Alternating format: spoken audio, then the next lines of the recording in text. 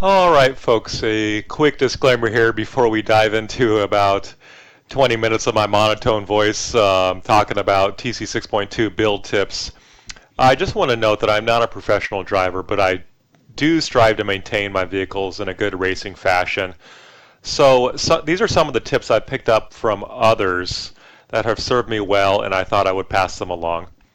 Enjoy the video.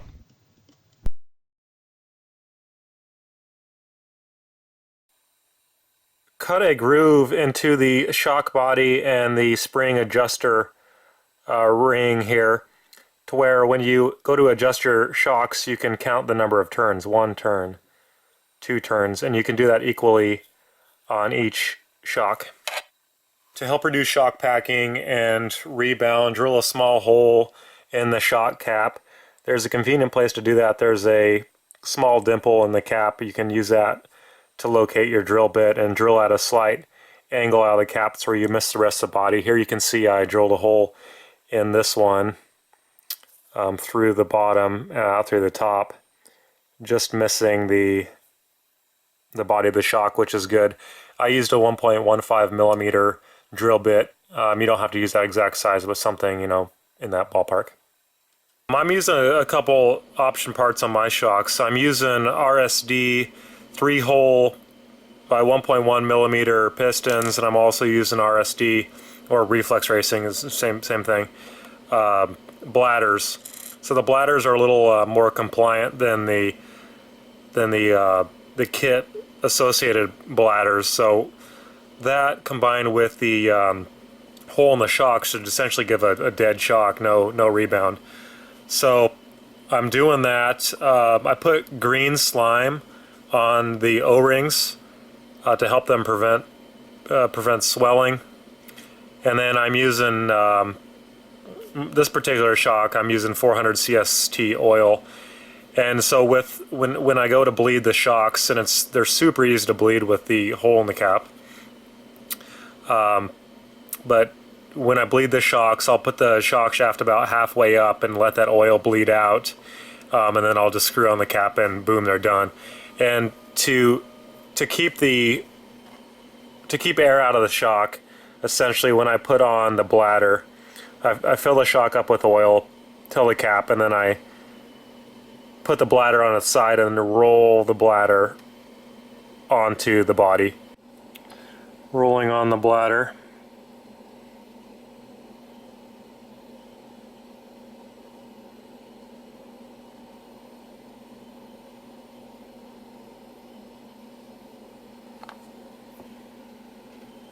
There's no air underneath it.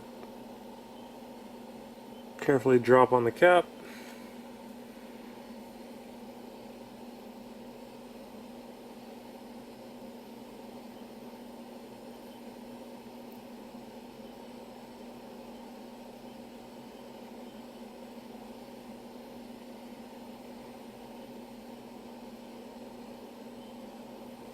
I forgot to squeeze up.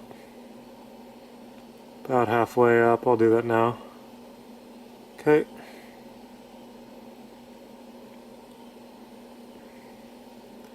Tighten it down. I try to line up the cap with my cut marks so I can easily see them.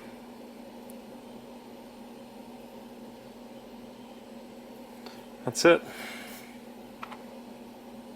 Should be dead.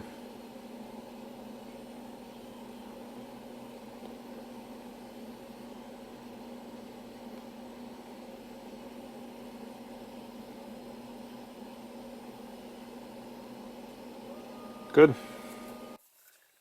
Alright, finishing off the shocks. So I already talked about building the innards of the shocks. Now we'll talk about completing the shock package. So I do mine a little bit different than the kit. I use Yokomo springs, front and rear. I got pinks in the front and blues in the back. Alternatively, you could possibly put blues in the front as well. One thing to note here is the Yokomo springs bigger in diameter than the associated springs, so you have to do one or two of two things. The first you could do is you could pinch the bottom coil of the spring so it fits the associated cup. That's probably much easier to do than the alternative, and the alternative requires a a couple parts and another step in the process.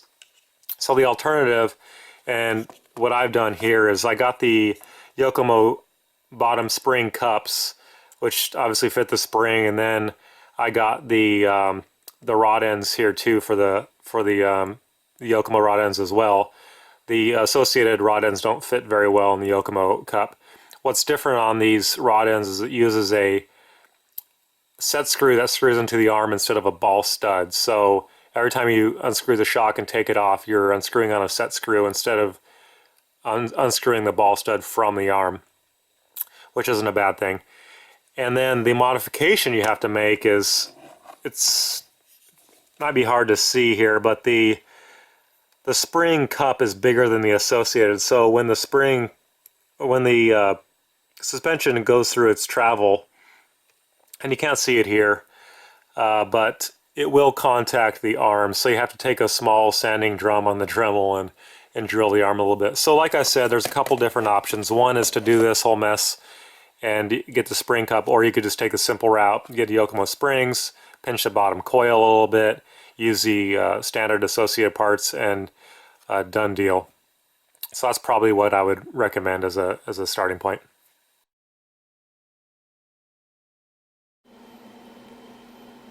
Bearings. Clean the grease out of the bearings and replace with a lightweight oil of your liking.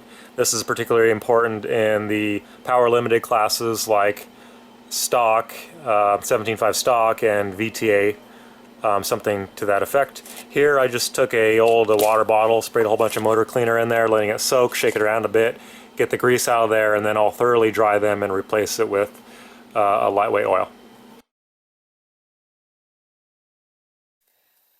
Gear differential. If your gear diff kit instructions look like this, with no shim and 2 shims, do not build it per that kit.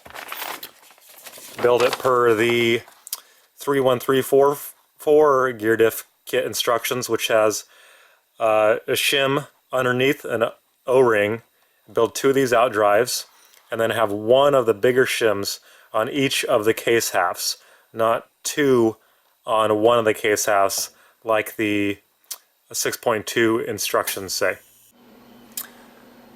Lightly sand the mold flashing off of the spider gears in the gear diff. It does not take much. Upgrading the kit CVs to associated DCVs, part number 31632, will give you much smoother steering, both in and out of the corner, no chattering at high steering angles, and is just a very good upgrade for drivetrain efficiency. As an alternative to the kit turnbuckle end, consider the Yokomo end, part number BZ207. Has a tighter fit on the kit ball studs for reduced slop. Is a little longer for a little better engagement on the turnbuckle. Still has the hole for the ball stud wrench. Consider this on all the turnbuckles except the drag link from the servo. This is purely an aesthetics tip. You can sand and CA glue the edge of your chassis, or use Loctite, some people do. Sand the edge of the carbon, including the chassis, top deck, shock tower, silver holder, all the carbon, as smooth and as round as you like it. Take CA, this is how I do it, take CA and a Q-tip, saturate the end of the Q-tip, run it along the chassis and all the edges of the other edges of the carbon. I end up going through about 10 or 12 of these Q-tips in the process and you're done. Again, it's purely aesthetics. Doesn't help with delams, anything like that. It just looks good. These carbon fiber roll center shims from Associated are absolutely awesome. The outer ones are 31629. The inner shim, part number is 31630. They don't affect performance at all, but they make changing roll center so easy compared to the standard shims. So these are just carbon fiber little pieces, and it's pretty self-explanatory. They just go underneath the roll center blocks front and rear, and you can stack them up, and it's so easy instead of having to try to locate these washers. Those of us that race on high traction surfaces with soft rims may consider sanding down the webbing on the arms. I do that to all my arms just so the rim does not contact the arm. And I'll show you where I sand. So looking at the front of the car, I sand the front and rear webbing off the bottom side of the arm. So if you can see that.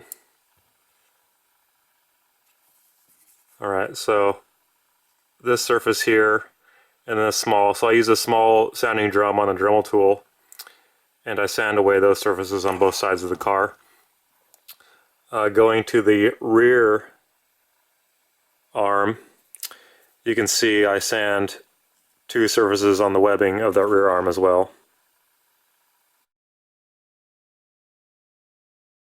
Alright, page 10 on the instructions, building the front and rear arms. It talks about wheelbase shims, putting 3 millimeters total, 1 and 2 on the front arm, 2 and 1 on the rear arm. What I typically do is I typically put 2.5 millimeters instead of 3. I find that 3 tends to bind my arms, so I put 2.5. Regardless if you put 2.5 or 3, just make sure the arms are free under their own weight and they're not binding in any way. Page 12, motor mount and spur gear bulkhead. To prevent tweak on the spur gear bulkheads, tighten the screws in the chassis first before tightening the M3x8 button heads. Tighten the button heads last. If you have more up and down play in the steering rack than you're comfortable with, you can take the posts off and sand maybe a few thousandths off the top of the post, and that'll reduce the play.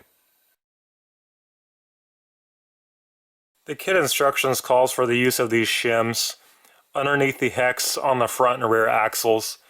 Just be mindful and pay attention. If using the shim binds up your bearings, consider eliminating the shim from the build.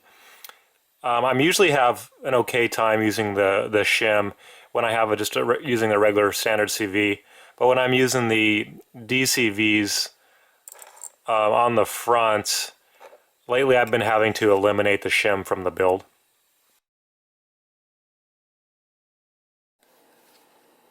Alright, let's quickly talk caster blocks and rear hubs. First off, if you look at this illustration here on page 17 of the instructions of the caster blocks, just want to quickly note when it says right caster block, that means the right as you would be sitting in the vehicle.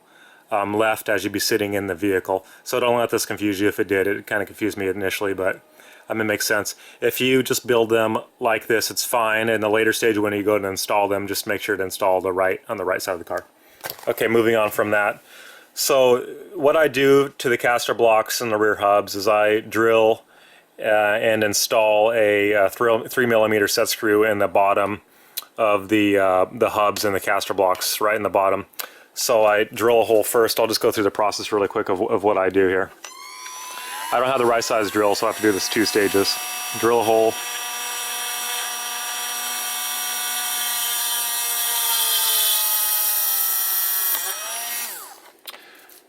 Alright, and then I gotta chase it with another bit I happen to have for the Dremel. That's just a right for a 3mm. This can be done just with one drill if you have the proper one, but I don't. So I chase it with this bit. Alright, and this is all done before installing the inserts. Okay, and then I take a screw here I have, and I have a driver. I chamfered the edges of the screw so it enters the drilled hole easier, and I just drive that into the hole to form the threads. Alright, so back that out. Threads formed.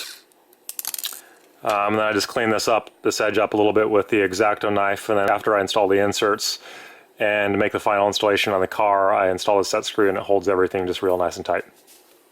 Before installing the ball stud in the rear hub, install a set screw in the adjacent hole. This will provide bearing support to the ball stud and prevent it from pulling out in an instance of a large crash or large impact. Alright, a few more items here to help you survive a crash. One is a fifth body post mounted to the back of the shock tower. That's just an associated rear body post. I have the pad here. That's not a necessity, but I just have that there to help distribute load on the body. And so what that helps do is in the front end impact, you'll see cracking in the wheel wells, and that's caused from the body flexing back and forth on a front end impact. And this fifth body post helps reduce that flex. Alright, another thing is the RSD or Reflex Racing hard front bumper. That's a really good upgrade bumper to have. And so what's not shown here is I'll take a razor and I'll chamfer the edges of the bumper here, so when the wheel is full locked it doesn't contact the bumper. And then I'll do something similar on the bottom. I'll chamfer this entire edge so it doesn't hit the racing surface under braking and cause the car to kind of pivot around all unexpectedly. And the last thing here is this carbon fiber front bumper support from Yodog is this guy's screen name, Yodog on rctech.net. And so what this does is it attaches to the front bumper and it contacts the front bulkheads here, and so in a front impact that load goes through the bulkheads instead of essentially a cantilever load on the front of the chassis. So helps the chassis survive a little longer. So those are 3 upgrades for front end impacts that work out well. When you tighten the screws on the sway bar mounts, make sure not to bind up the rod end here. So what I typically do is I tighten them all the way and then I back them off side by side until this becomes very free, but not sloppy. Servo Saver, this is an option part, does not come with the kit, but you probably want to get one if you're running on a US style indoor carpet track that has those hard boards. I'm using the X-Ray Servo Saver 372-503 and it does the job for me. The associated belt tensioner 31639 is an awesome option part to help increase drivetrain efficiency by reducing belt vibration and belt slap.